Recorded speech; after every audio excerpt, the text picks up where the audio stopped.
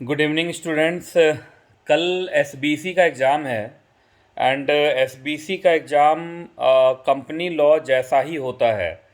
तो मुझे ऐसा लगा कि कुछ डूज़ एंड डोंट्स जो एसबीसी के एग्ज़ाम के लिए ज़रूरी हैं वो मैं आपको बता दूं, और ये बहुत ही इम्पॉर्टेंट है। देखिए, सबसे पहले मैंने कंपनी लॉ के पहले भी आपको गाइडेंस दी थी कि कंपनी लॉ के अंदर जेआईजीएल जैसा डायरेक्ट क्वेश्चन नहीं आएगा। वहाँ पे वो केस बना बना के क्वेश्चन पूछेंगे, और ऐसा ही हुआ।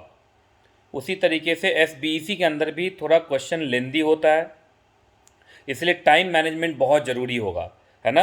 आपको आधे घंटे में एक क्वेश्चन को ख़त्म कर लेना है ना। बहुत बार बच्चे बोलते हैं कि सर हमारा छूट गया। जो पास्ट एक्सपीरियंस रहा है एसबीसी में वो यही रहा है कि सर हम ज़्यादा लिखते चले गए और लास्ट के क्वेश्चंस हमारे छूट गए। तो कल के एग्ज़ाम में सबसे ज़रूरी है टाइम मैनेजमेंट। आधे घंटे में एक क्वेश्चन, 3 घंटे में 6 क्वेश्चन। अगर मान लीजिए आपका कोई भी आंसर अभी बच रहा है तो भी आप उसको आधे घंटे के बाद छोड़ दें। जब लास्ट में टाइम बचेगा तब उसमें एडिशन करके उसको ख़त्म करना है। मतलब 6 के 6 क्वेश्चन आपको अटेम्प्ट जरूर करना है। ये नहीं कि एक ही क्वेश्चन पे 1 घंटे लगा दिया, बाद में 1-2 क्वेश्चन छूट गए, ऐसा नहीं होना चाहिए। दूसरी बात, जो कल क्वेश्चन आएंगे एसबीसी में वो थोड़े डिस्क्रिप्टिव होंगे। डिस्क्रिप्टिव वाले क्वेश्चन में ध्यान देना ही बहुत ज़रूरी है। जो केस बेस्ड होते हैं उसका लास्ट लाइन आपको पकड़ना है। जो लास्ट में वो लाइन लिखते हैं वो सबसे इम्पॉर्टेंट होता है। अब जैसे वो एग्ज़ाम में क्वेश्चन पूछते हैं कि बताइए, जैसे फॉर एग्जांपल ईबीसीएल में भी आया कि मनी लॉन्ड्रिंग जो है वो सोसाइटी के लिए बहुत बुरा है, और ये लिख दिया उन्होंने, और उसके बाद नीचे लिखा कि मनी लॉन्ड्रिंग के लिए भारत में क्या पनिशमेंट है। तो क्वेश्चन तो ये था कि मनी लॉन्ड्रिंग के लिए भारत में क्या पनिशमेंट है। हो सकता है कल वो स्टार्टअप पे क्वेश्चन पूछें। पहले वो बताएं कि स्टार्टअप पॉलिसी इंडिया में जब से आया तब से ये भला हुआ वो भला हुआ, स्टार्टअप एक बहुत अच्छी चीज़ है, और लास्ट में लिखेंगे कि स्टार्टअप के फीचर्स बताइए। तो स्टार्टअप के फीचर्स बताना ये बहुत इंपॉर्टेंट है। तो जिस भी मुद्दे पे वो क्वेश्चन हो उस पर आपकी जितनी नॉलेज है आपको सब लिखना है। जैसे स्टार्टअप के ऊपर आया और लास्ट में उन्होंने लाइन लिखा कि स्टार्टअप के फीचर्स बताएं, तो पहले स्टार्टअप क्या होता है ये बताएं, फिर स्टार्टअप के फीचर्स बताएं। तो इस बात का थोड़ा ध्यान रखना है कल, ठीक है। तो लास्ट वाला लाइन आपको पकड़ना है, वो बहुत इंपॉर्टेंट होता है। कहानी पूरा पढ़ना है, क्वेश्चन पूरा पढ़ना है, पर लास्ट वाला जो लाइन है उसको जरूर पकड़ना है, वो सबसे इंपॉर्टेंट होता है। अब वो आप देखेंगे ना वो डायरेक्ट होगा, वो ज़्यादातर डायरेक्ट होता है। वो मतलब शुरुआत के 3-4 लाइन में कहानी बनाते हुए नजर आएंगे, पर लास्ट वाले लाइन तक आते आते वो स्पेसिफिक हो जाते हैं। तो आपको उसको पकड़ना है, स्पेसिफिक लाइन को पकड़ना है और उसी का आंसर कर जाना है।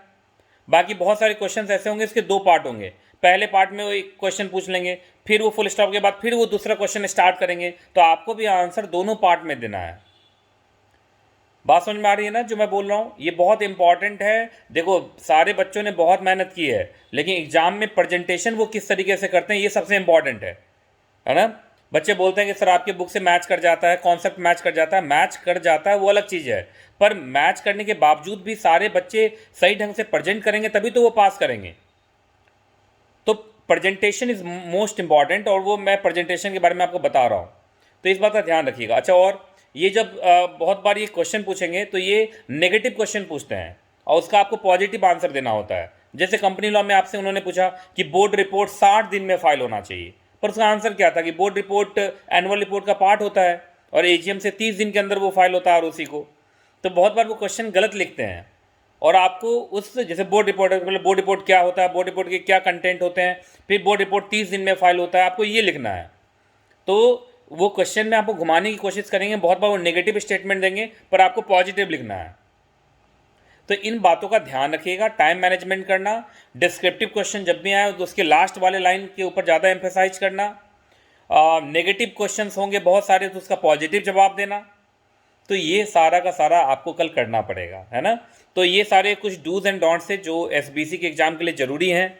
आईबीसी वाला जो पार्ट है वो ज़रूर कर लेना।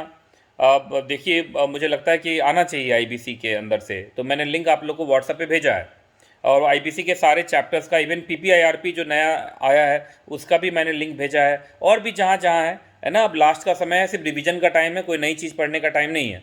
बाकी आपने कंपनी लॉ में भी देखा, जेएचएल में भी देखा, जब से एग्ज़ाम हुआ है मैं सारे बच्चों के क्वेश्चन का ऑडियो में आंसर दे रहा हूँ, तो आपको अगर लगे कोई भी क्वेश्चन है तो आप उसका स्क्रीनशॉट ले लेना कि कहाँ से क्वेश्चन पूछ रहे हो, और उस स्क्रीनशॉट मुझे भेजो, मैं उसका ऑडियो में आंसर करूँगा। ठीक है, तो चलिए कल के एग्ज़ाम के लिए ऑल द बेस्ट, आपका एग्ज़ाम बहुत अच्छा जाए, है ना, best of luck, all the best.